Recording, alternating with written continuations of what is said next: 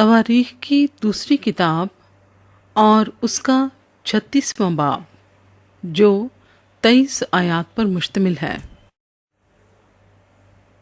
यहूदा का बादशाह यहू आखिस।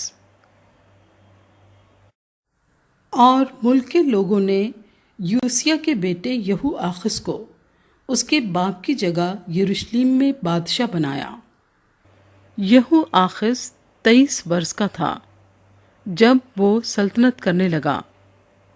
उसने 3 महीने यरूशलेम में सल्तनत की और शाह मिस्र ने उसे यरूशलेम में तख्त से उतार दिया और मुल्क पर 100 किंतार चांदी और 1 किंतार सोना जुर्माना किया।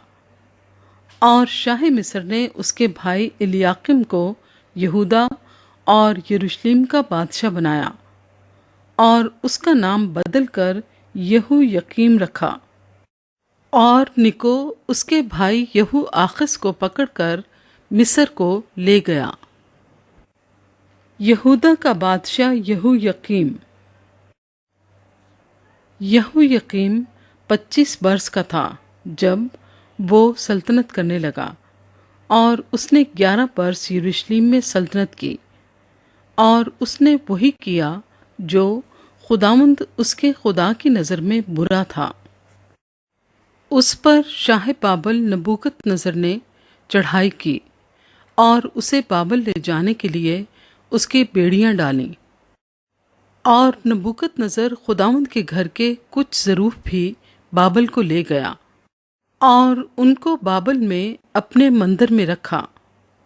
और यहू यकीम के बाकी काम और उसके नफरत अंगेज अमाल और जो कुछ उसमें पाया गया वो इसराइल और यहूदा के बादशाहों की किताब में कलमबंद हैं। और उसका बेटा यहू याकीन उसकी जगह बादशाह हुआ। यहूदा का बादशाह यहू याकीन। यहू याकीन 8 वर्ष का था जब वो सल्तनत करने लगा और उसने 3 महीने 10 दिन यरूशलेम में सल्तनत की। और उसने वही किया जो खुदावंद की नज़र में बुरा था। और नए साल के शुरू होते ही नबूकतनज़र बादशाह ने उसे खुदावंद के घर के नफीस बर्तनों के साथ बाबल को बुलवा लिया और उसके भाई सिदकिय्याह को यहूदा और यरूशलेम का बादशाह बनाया। यहूदा का बादशाह सिदकिय्याह। सिदकिय्याह 21 वर्ष का था जब वो सल्तनत करने लगा और उसने 11 वर्ष यरूशलेम में सल्तनत की। और उसने वही किया जो खुदावंद उसके खुदा की नज़र में बुरा था। और उसने यिर्मयाह नबी के हजूर जिसने खुदावंद के मुंह की बातें उससे कहीं आजिज़ी ना की। सकूते यरूशलेम। और उसने नबूकतनज़र बादशाह से भी जिसने उसे खुदा की कसम खिलाई थी बगावत की, बल्कि वो गर्दनकश हो गया। और उसने अपना दिल ऐसा सख्त कर लिया कि खुदावंद इस्राएल के खुदा की तरफ रजू ना लाया। इसके सिवा काहिनों के सब सरदारों और लोगों ने और कौमों के सब नफरती कामों के मुताबिक बड़ी बदकारियां की। और उन्होंने खुदावंद के घर को जिसे उसने यरूशलेम में मुकद्दस ठहराया था नापाक किया। और खुदावंद उनके बाप दादा के खुदा ने अपने पैगंबरों को उनके पास बर वक्त भेज भेज कर पैगाम भेजा, क्योंकि उसे अपने लोगों और अपने मस्कन पर तरस आता था। लेकिन उन्होंने खुदा के पैगंबरों को ठट्ठों में उड़ाया और उसकी बातों को नाचीस जाना और उसके नबियों की हंसी उड़ाई, यहाँ तक कि खुदावंद का गज़ब अपने लोगों पर ऐसा भड़का कि कोई चारा ना रहा।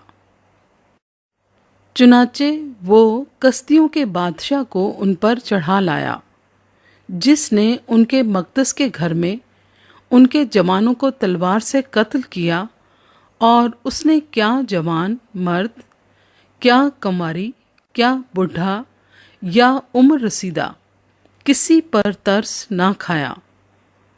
اس نے سب کو اس کے ہاتھ میں دے دیا، اور خدا کے گھر کے سب ظروف، کیا بڑے کیا چھوٹے، اور خداوند کے گھر کے خزانے اور بادشاہ اور اس کے سرداروں کے خزانے، یہ سب وہ بابل کو لے گیا۔